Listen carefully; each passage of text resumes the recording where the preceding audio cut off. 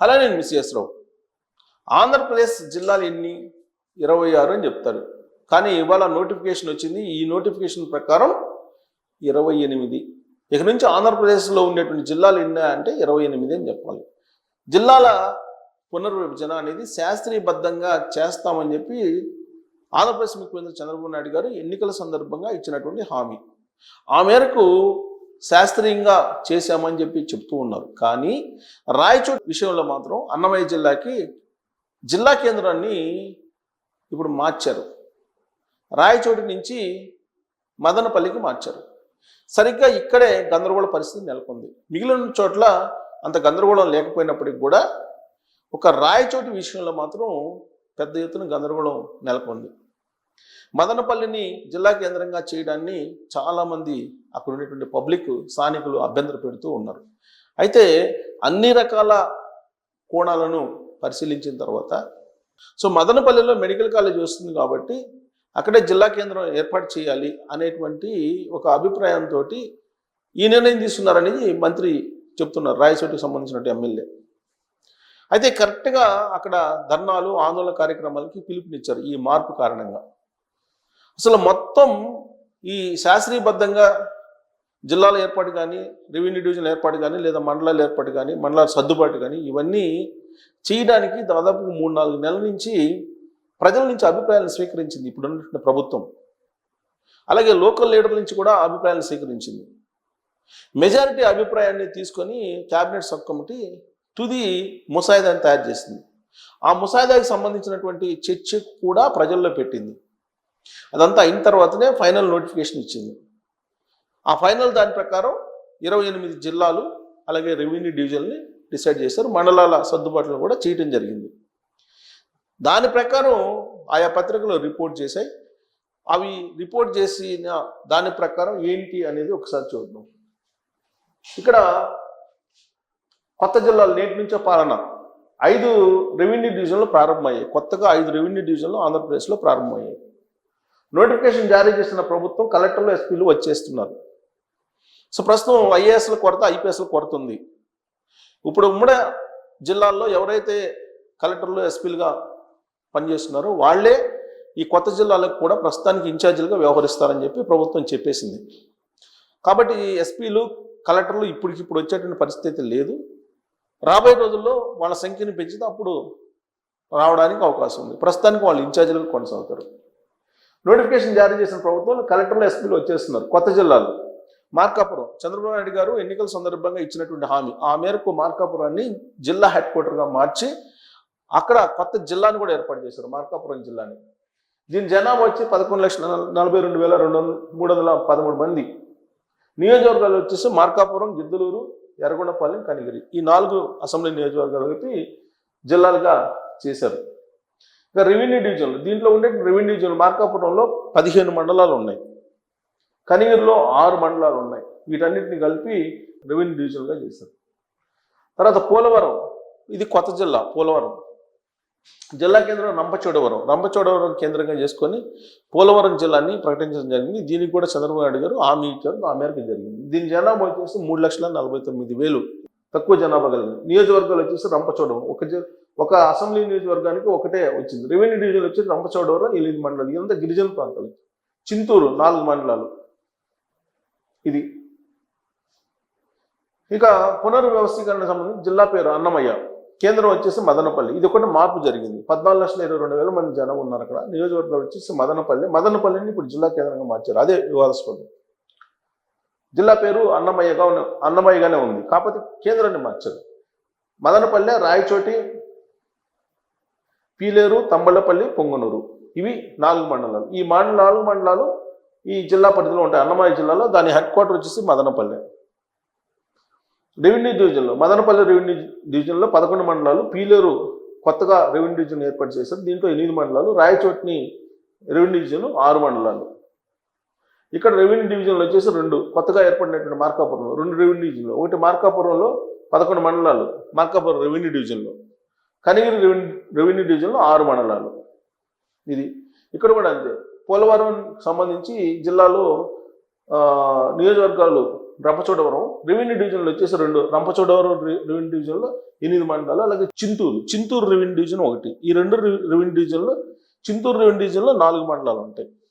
ఇది క్లుప్తంగా.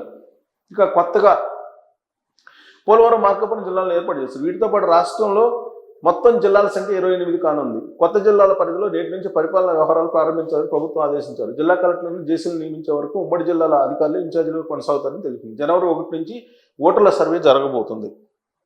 కాబట్టి జిల్లాల సరిహద్దుల్లో ఎలాంటి మార్పులు చేయడానికి వీల్లేదు. దీంతో బుధవారం నుంచి కొత్త జిల్లాలు డివిజన్లలో పాలన మొదలు పెట్టాలని ప్రభుత్వం నిర్ణయించింది. సో ఇవాళ నుంచి కొత్త పాలన, కొత్త జిల్లాలు, కొత్త రెవెన్యూ డివిజన్లు, కొత్త మండలాలు, ఇలా ఉంటుంది పరిపాలన. 28 జిల్లాలు, 81 డివిజన్లు. జిల్లాలు, డివిజన్ల భౌగోళిక పునర్వ్యవస్థీకరణతో రాష్ట్రంలో అనేక మార్పులు చోటు చేసుకున్నాయి. మొత్తం జిల్లాలు 28కి, రెవెన్యూ డివిజన్లు 81కి చేరాయి. సో జిల్లాలు 28, 81 రెవెన్యూ డివిజన్లు. కొత్తగా ఆదోని 2 మండలం ఏర్పాటుతో మొత్తం మండలాల సంఖ్య 680కి చేరింది. సో మండలాల సంఖ్య 680. ఇది జిల్లా ఆంధ్రప్రదేశ్ స్వరూపం. 28 జిల్లాలు, 81 రెవెన్యూ డివిజన్లు, 680 మండలాలు. ఇది ఇక్కడ చూడండి, గెజిట్ నోటిఫికేషన్ జారీ. అలాగే రాజంపేట నియోజకవర్గాన్ని కడప జిల్లాలో చిన్న మార్పులు చేశారు. ఏంటంటే నిన్నటి వరకు రాయచోటి కేంద్రంగా ఉన్న అన్నమయ్య జిల్లాను పూర్తి స్థాయిలో ప్రభుత్వం పునరుద్ధరించింది. రాయచోటి స్థానంలో మదనపల్లెను జిల్లా ప్రధాన కేంద్రంగా ఏర్పాటు చేస్తూ గెజిట్ జారీ చేసింది. అలాగే రాజంపేట నియోజకవర్గాన్ని కడప జిల్లాలో, రైల్వే కోర్టును తిరుపతి జిల్లాకు మార్చారు. సో చిన్న మార్పు ఇది. ఇక తిరుపతి, నెల్లూరు, బాపట్ల, ప్రకాశం, కడప, కోనసీమ, తూర్పుగోదావరి, అల్లూరు జిల్లా, శ్రీ సత్యసాయి జిల్లాలోనూ ప్రభుత్వం మార్పులు చేస్తుంది. గతంలో అన్నమయ్య జిల్లాలో ఉన్న రాజంపేట అసెంబ్లీ స్థానాన్ని కడపలో చేర్చారు. రైల్వే కోడూరు తిరుపతి జిల్లాకి చేర్చారు. 5 రెవెన్యూ డివిజన్. కొత్తగా అద్దంకి రెవెన్యూ డివిజన్ అయింది ప్రకాశం జిల్లా. మడకశిర సత్యసాయి జిల్లా, మడకశిరాకి రెవెన్యూ డివిజన్ సత్యసాయి జిల్లాకి. మనగానపల్లి రెవెన్యూ డివిజన్ నంద్యాల జిల్లాకి. పీలేరు, మొత్తం 5 డివిజన్లు కొత్తగా ఏర్పడినాయి. పీలేరు, అడ్డరోడ్డు జంక్షన్, అనకాపల్లి రెవెన్యూ డివిజన్లో ఏర్పాటు చేశారు. దీంతో మొత్తం రెవెన్యూ డివిజన్ సంఖ్య 81 చేరింది. 2గా ఆదోని మండలం. కర్నూలు జిల్లాలో 46 గ్రామాల్లో అతిపెద్ద మండలంగా ఉన్న ఆదోని 2గా విభజించారు. ఆదోని 1 మండలంలో 24 పంచాయతీలు ఉంటాయి. మండల కేంద్రంగా ఆదోని ఉంటుంది. ఆదోని 2 మండలంలో 22 పంచాయతీలు ఉంటాయి. దీనికి ఆదోనియే మండల కేంద్రం. గతంలో ఈ మండలాన్ని పెద్ద హరివాణంగా ఏర్పాటు చేయాలనుకున్నారు. ప్రజాస్పందనకు వ్యతిరేకంగా ఉండటంతో ఆదోని మండల కేంద్రంగా 2 మండలాలు ఏర్పాటు చేశారు. సో మండలాల సంఖ్య కూడా పెరిగింది. సో అందుకే 680 పెరిగిన మండలాల సంఖ్య. జిల్లాల మార్పులు ఇవి. అన్నమయ్య జిల్లా పునర్వ్యవస్థ రాజంపేట డివిజన్ కడప జిల్లాలోకి వచ్చింది. కడప జిల్లాలో ఇప్పుడు 5 రెవెన్యూ డివిజన్లు, 40 మండలాలు ఉన్నాయి. బద్వేలు డివిజన్లో 9, కడప డివిజన్ 9, జమ్మలమడుగు డివిజన్ 10, పులివెందుల 8, రాజంపేటలో 4 మండలాలు. చిత్తూరు జిల్లా పలమనేరు డివిజన్లో ఉన్న బంగారుపాళ్యం మండలాన్ని చిత్తూరు డివిజన్లోకి చేర్చారు. నంద్యాల జిల్లాలో కొత్తగా బనగాలపల్లి డివిజన్ ఏర్పాటు చేశారు. ఇందులో సంజమల, కొలిమిగుట్ల, బనగాలపల్లి, అవుకు, కోయలపట్ల మండలాలు ఉన్నాయి. ఇవి ఇంతకుముందు డోన్ డివిజన్లో ఉండేవి. ఇప్పుడు డోన్ డివిజన్లో డోను, బేతంచెర్ల, పాపిలి మండలాలు మిగిలాయి. కేవలం 3 మండలాలతో ఉన్న ఏకైక రెవెన్యూ డివిజన్ కూడా ఇదే. ఇక సత్యసాయి జిల్లాలో ఇంతకుముందు పెనుగొండలో ఉన్న మండలాలను విభజించి కొత్తగా మడకసిరి డివిజన్ను ఏర్పాటు చేశారు. ఇందులో 5 మండలాలు మడకసిర, గుదిబండ, రోళ్ల, అమలాపురం, ఆగలి ఉన్నాయి. పునర్వ్యవస్థీకరణ తర్వాత తిరుపతి జిల్లాలో 3 డివిజన్లు, 36 మండలాలు ఉన్నాయి. ఇంతకు ముందు అన్నమయ్య జిల్లా రాజంపేట డివిజన్లో ఉన్న రైల్వే కోడూరు, పెంగళూరు, చిట్వేలు, మల్లంపేట, ఓబులవారిపల్లె మండలాలను తిరుపతి జిల్లాలో తీసుకొచ్చారు. ఈ మండలాలు తిరుపతి రెవెన్యూ డివిజన్లో ఉన్నాయి. వీటి విలీనంతో తిరుపతి డివిజన్ 14 మండలాలు చేరింది. గూడూరు డివిజన్లో ఉన్న వాకాడు, చిట్టమూరు మండలాలను చూళ్ళూరుపేట డివిజన్లో కలిపారు. ఇక నెల్లూరు జిల్లాలో పునర్విభజన తర్వాత 4 రెవెన్యూ డివిజన్లు, కావలి, ఆత్మకూరు, నెల్లూరు, గూడూరు. ఇవి నెల్లూరు జిల్లాలో 4 ఉన్నాయి రెవెన్యూ డివిజన్లు. సో ఆత్మకూరు రెవెన్యూ డివిజన్గా చేశారు. కావలి, నెల్లూరు, ఆత్మకూరు. సో దీంట్లో 36 మండలాలు ఉన్నాయి. ఇంతకుముందు తిరుపతి జిల్లాలో ఉన్న గూడూరు, చిలకూరు, కోట మండలాలను తిరిగి నెల్లూరులోకి తెచ్చారు. కందుకూరు డివిజన్లో ఉన్న కొండాపురం, వరికుంటపాడు మండలాల్లో కావలి డివిజన్లో చేర్చారు. సో కొండాపురం, వరికుంటపాడుని ఇప్పుడు కావలిలో చేర్చేశారు రెవెన్యూ డివిజన్లో. సో ప్రకాశం జిల్లాలో పునర్విభజన తర్వాత కందుకూరు, ఒంగోలు, అద్దంకి డివిజన్లు 4 డివిజన్లు ఉన్నాయి. కందుకూరు, ఒంగోలు, అద్దంకి డివిజన్లు 26 మండలాలు. ఇందులో అద్దంకి డివిజన్ను బాపట్ల జిల్లా నుంచి తీసుకొచ్చారు. బాపట్ల జిల్లాలో ఇప్పుడు బాపట్ల, చీరాల, రేపల్లె డివిజన్లు ఉన్నాయి. 20 మండలాలు ఉన్నాయి. పశ్చిమ గోదావరి జిల్లాలో పెనుగొండ మండలానికి వాసవి పెనుగొండగా పేరు మార్చారు. మండపేట, రాయవరం, కపిలేశ్వరపురం మండలాలను కోనసీమ జిల్లా నుంచి తీసుకొచ్చి తూర్పుగోదావరి జిల్లాలో మహేంద్ర డివిజన్లో కలిపారు. దీంతో తూర్పుగోదావరి జిల్లాలో ఇప్పుడు 2 డివిజన్లు 22 మండలాలు ఉన్నాయి. కాకినాడ డివిజన్లో ఉన్న సామలకోట మండలాన్ని పెద్దాపురం డివిజన్లో కలిపారు. అనకాపల్లి జిల్లాలో కొత్తగా అడ్డరోడ్ జంక్షన్ను రెవెన్యూ డివిజన్కు ఖరారు చేశారు. ఇందులో ఎలమంచిలి, రాంబిల్లి, అచ్యుతాపురం, నక్కపల్లి, పాయకరావుపేట, కోటపురట్ల, రాయవరం మండలాలు ఉన్నాయి. డివిజన్ కేంద్రంగా అడ్డరోడ్ జంక్షన్లో ఉంటుంది. దీంతో ఈ జిల్లాలో ఇప్పుడు 3 డివిజన్లు 26 మండలాలు ఉన్నాయి. ఇవి మార్పులు. సో ఇది టోటల్గా ఇందాక నేను చెప్పింది ఈ మార్పులు కూడా ఇవే. ఇలా మొత్తం డివిజన్లు ఇవి.